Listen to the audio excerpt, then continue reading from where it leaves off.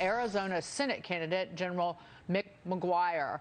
General, your reaction to this, because again, this is directly correlated to the wide open border under President Biden. Yeah, good morning, Dagan. Thanks for having me. You know, I retired in April after 34 years in uniform. I was a commanding general of the Guard, and we had supported our great immigration services, ICE, and Border Patrol agents. Biden shut that off, and when I left in April, it was a crisis. Now it is a full-blown human tragedy. Yuma has 7 miles of area where the wall has not been completed. I was down there just a month ago, and in 2.5 hours in broad daylight, they apprehended over 120 people, and not a one of them from the Golden Triangle or Mexico.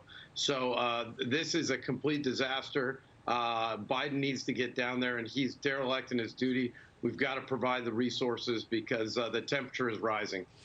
The Wall Street Journal, General, today has a story about how fentanyl is actually invading more illicit pills with deadly consequences. And this is directly from the Mexican drug cartels who are manufacturing, making this bootleg version of fentanyl that's winding up in, say, oxycodone pills, but also increasingly stimulants that younger people might be using or abusing, like cocaine and methamphetamine.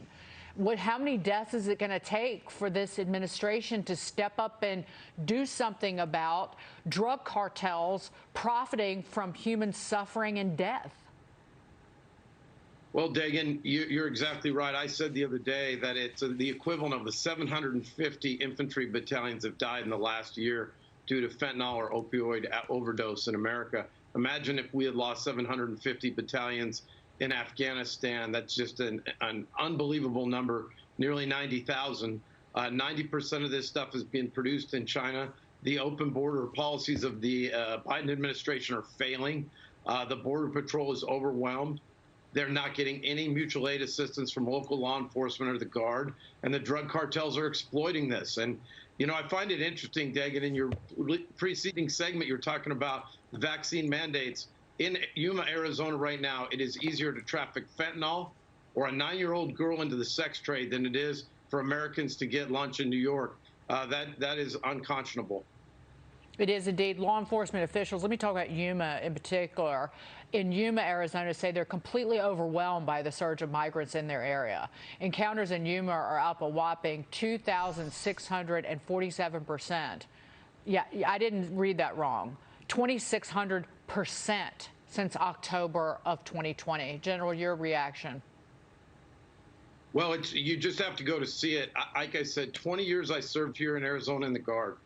4 times we deployed guardsmen to the border. I have never seen a situation where in broad daylight from 9 to 11:30, people are crossing as a steady stream, no regard for law enforcement. Border Patrol is overwhelmed. All they can do is kind of round people up, get them off and processed, and then release them on their own recognizance, and we will not see them again. Lou Bassanese, jump in here. You know, listen, General, I hate that I have a personal connection to this. I lost a brother in October 2019 to a fentanyl overdose, and it really shocks me how the administration, some of the people are saying that, you know, anyone that uses drugs should carry Narcan along with them as the solution to this crisis. That's like telling everyone that has heart disease to carry a defibrillator with them around all the time. I'm curious, since you are on the ground, you've been there, what really can impact this crisis? Because as Dagan said, how many lives is it going to take before we wake up and realize the youth of this country are dying at the hands of just illegal drugs coming across the border? So what practical things can be done and have an impact? Well, it's clear that we have to complete the wall, surveil it, and enforce it.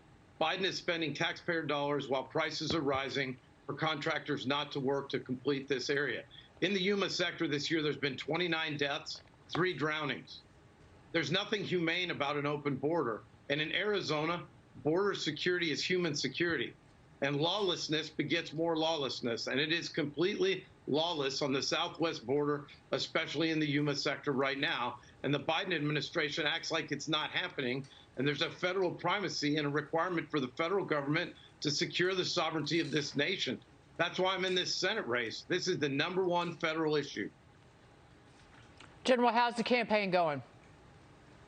The campaign's going great, Dagan. 26,000 miles I've driven in the last 23 weeks, seeing the Arizonans in all 13 rural counties and working in the urban areas.